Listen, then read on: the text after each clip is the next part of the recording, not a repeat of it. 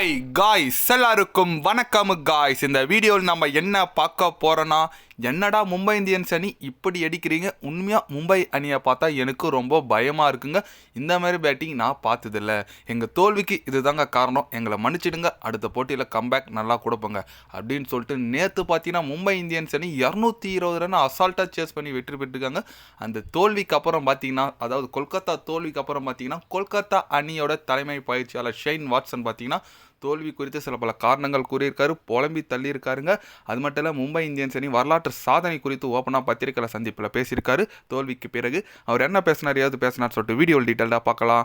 அதுக்கு முன்னே நீங்கள் நம்ம சேனலுக்கு புதுசாக வந்திருந்தீங்கன்னா ஒரு சப்ஸ்கிரைப் மட்டும் பண்ணிட்டவங்க வீடியோக்குள்ளே போகலாம். ஆமாங்க, ஷெயின் வாட்சன் அவர் என்ன சொன்னார் கேட்டிங்கன்னா, உண்மையாக மும்பை இந்தியன்ஸ் அணி தாங்க இந்த ஐபிஎல்ல ஒரு பெஸ்ட்டு பேட்டிங் லைனப்பாக நான் பார்க்குறேன். கண்டிப்பாக இந்த ரன்னெல்லாம் அவங்களுக்கு பத்தாது. நாங்கள் 250 ரன் அடிக்கணும் தான் நினச்சோம். பட் எங்கள் ஸ்கோர் ஒரு 30-40 ரன் கம்மியாக இருக்குது. இருந்தாலும் பரவாயில்லைங்க, முதல் மேட்ச்சு நாங்கள் நிறைய தப்புலாம் திருத்திக்கிட்டு வரும். கண்டிப்பாக எங்ககிட்ட போலிங் ஒரு நல்ல யூனிட் இல்லைன்னு நினைக்கிறேன். அதுதான் தோல்விக்கு காரணம். ஏன்னா மும்பை இந்தியன்ஸ் அணி பேட்டிங்க்கு இந்த போலிங் வச்சுன்னு ஒன்றும் பண்ண முடியாதுங்க. கண்டிப்பாக நாங்கள் இதில் நிறைய ஒரு மிஸ்டேக் பண்ணியிருக்கோம். அதெல்லாம் திருத்திட்டு அடுத்த போட்டியில் வருவோம்.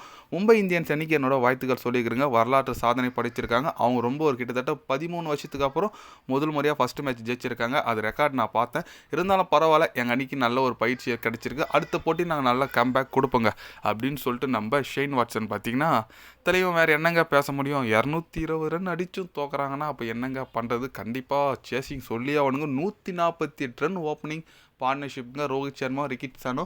ரோஹித் சர்மா என்னங்க செம ஃபார்ம் வந்துட்டார். ஒரு பக்கம் கோலி வேறு நேற்று 50+ ஸ்கோரு. இன்றைக்கி பார்த்தீங்கன்னா ரோஹித் சர்மா 81 செம்மையாக இருக்குங்க. இந்தியாவுக்கு நல்லது. பட் ரோஹித் சர்மா உண்மையாக கம்பேக்குங்க, செம்ம பர்ஃபார்மன்ஸ் கொடுத்துருக்காரு.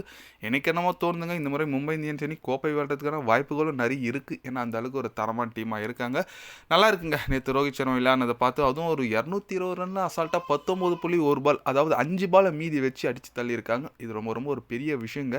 ஏன்னா இந்த காலகட்டத்தில் இப்போ வந்து 200 ரன்னே ஒரு ஸ்லோ ஸ்கோரிங் மேட்ச்மே ஆயிடுச்சுங்க.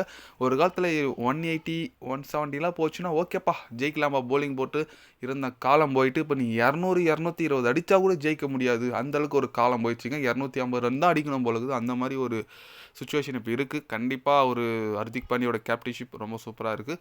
பார்க்கலாங்க என்ன மாதிரி பெர்ஃபார்மன்ஸ் வருது. அதை விட்டால் இன்றைக்கி சிஎஸ்கே வாசஸ் ராஜஸ்தான் போட்டி இருக்குங்க. தரமான மேட்ச்சு. சிஎஸ்கே அதாவது சஞ்சு சாம்சன் ஆர்ஆரில் வந்த பிளேயரு, சென்னையிலேருந்து போன நம்ம ஜட்டு தளபதி இருக்கார். இன்றைக்கி செம மேட்ச் இருக்குங்க. ஒரு என்டர்டெயின்மெண்ட் காத்துட்ருக்கு.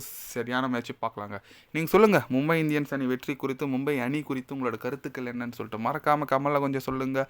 இது போன்ற ஸ்போர்ட்ஸ் யூஸை தெரிஞ்சுக்கணுன்னா சேனலை சப்ஸ்கிரைப் லைக் ஒன்று பண்ணிக்கிங்க. கண்டிப்பாக day by day channel update வரும்.